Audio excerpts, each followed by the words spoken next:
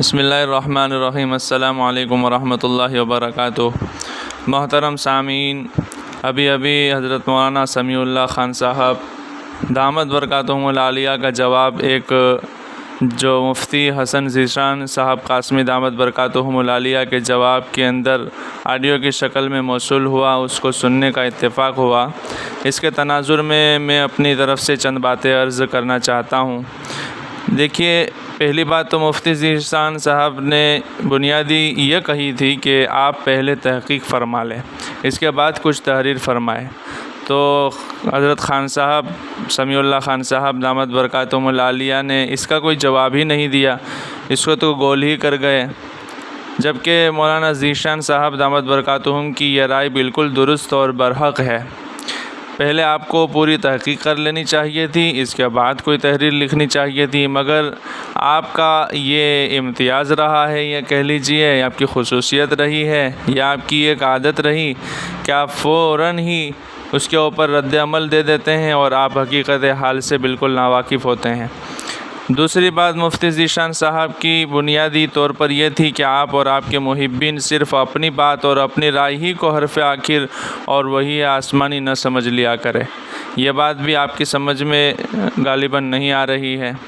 بھائی، آپ نے جس انداز میں غصے میں اور آپ سانس پھولاتے ہوئے جواب ریکارڈ کرایا ہے، اس سے صاف ظاہر ہوتا ہے کہ آپ اپنے علاوہ کسی کی ایک رائے بھی صحیح تو کیا، اس کو کسی کے کہنے کا روادار بھی نہیں سمجھتے۔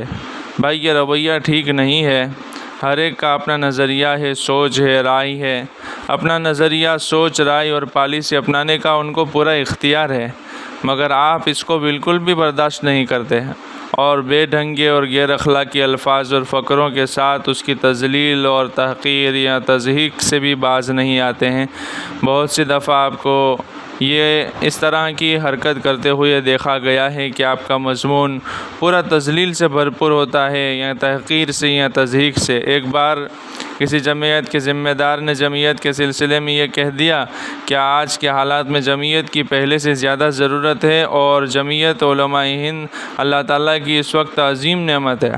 تو آپ نے اس کے جواب میں جس طرح کا تحقیر اور تذلیل سے بھرپور انداز اختیار کیا ہے، اس سے ہم نے آپ کو باخبر بھی کیا تھا، مگر آپ جو ہے اس سے ماننے سے انکار کر گئے۔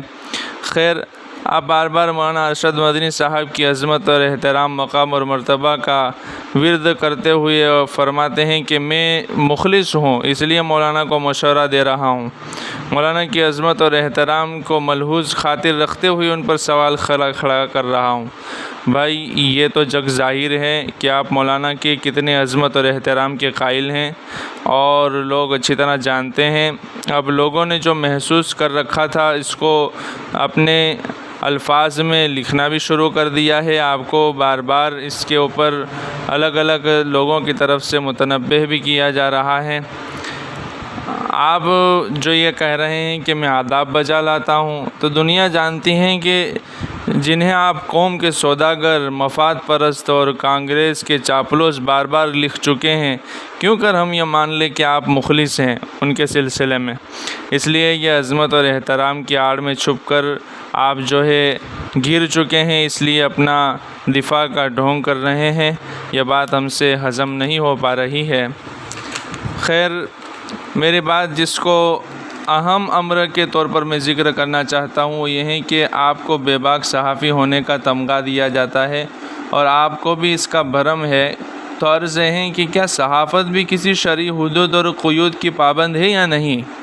آپ کی تحریروں کو، جس میں آپ اپنی ہی بے تکی رائے کو بزور قلم سپرد کرتاس کرتے ہیں، اگر شریعت اور سنت، قرآن اور حدیث نیز سیرت کے ترازو میں تولا جائے تو بالکل ہی جو ہے لغو اور بے وزن اور بعض اوقات تو غیر صحیح اور شریعت کے نظر میں غیر پسندیدہ اور بعض اوقات تو یہ سیرت سے ٹکراتے ہوئی آپ کی پالیسی ہوتی ہے، آپ کے نظریہ ہوتا ہے۔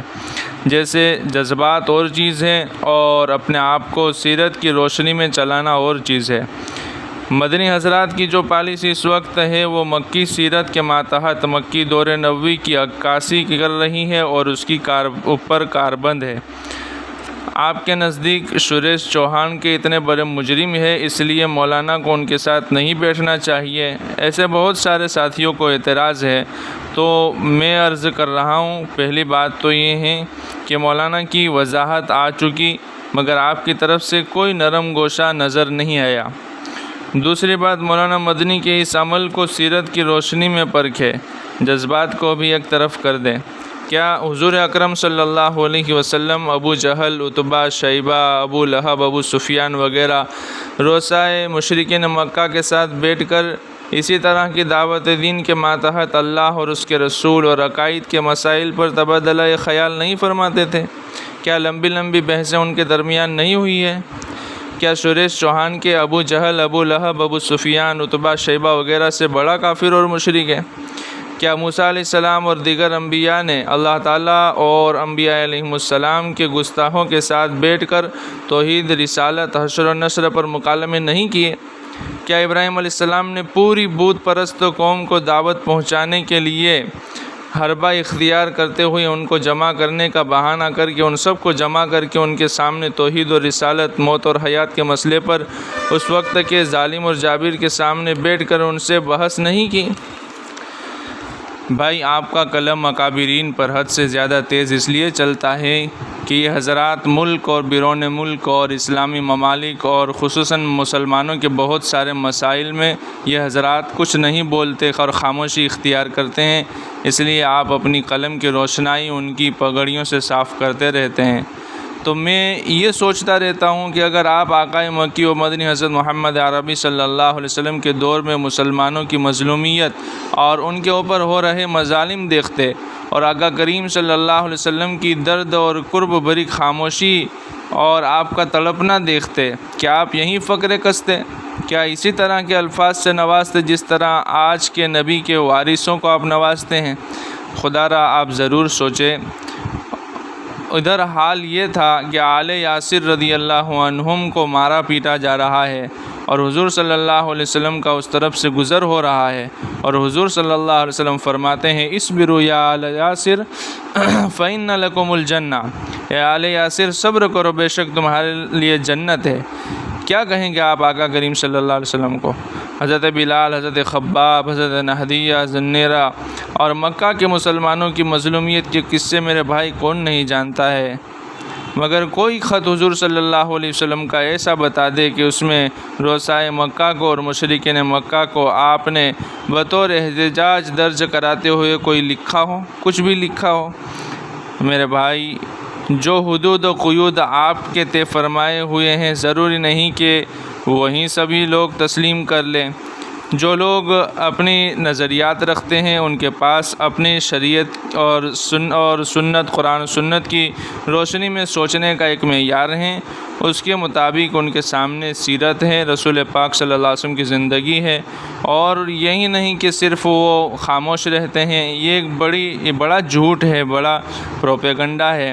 سالوں سے وہ مسلمانوں کے لیے وہ کام کر رہے ہیں جو صدیق اکبر رضی اللہ تعالیٰ عنہ نے مظلوم مسلمان قیدیوں کے لیے کیا تھا، اور بھی دیگر ان کی باز آباد کاری کے کام، ان کو ارتداد سے بچانے کے لیے فسادات کے اندر جو بے آر و مددگار، بے آسرا ہو جاتے ہیں، ان کو دوبارہ بسانے کے لیے بہت ساری خدمات کو وہ انجام دیتے چلے آ رہے ہیں۔ ان کے سامنے سیرت کا نمونہ ہے۔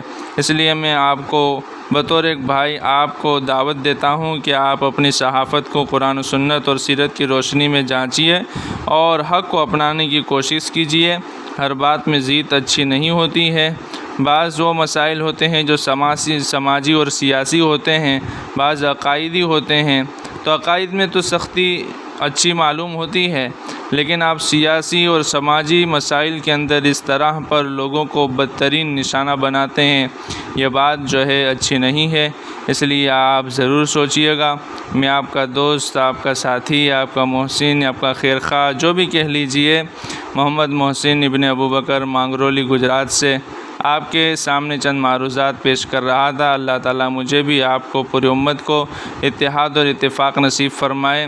اور نبی پاک صلی اللہ علیہ وسلم کے وارثین کی قدردانی کی توفیق عطا فرمائے۔ اگر اللہ تعالیٰ نے صلاحیتیں دی ہیں تو اس کو صحیح سمت میں، صحیح طریقے پر، صحیح انداز سے، صحیح الفاظ سے استعمال کرنے کی توفیق عطا فرمائے۔ آمین۔ وآخر دعوانا ان الحمد للہ رب العالمین۔ والسلام علیکم ورحمۃ اللہ وبرکاتہ۔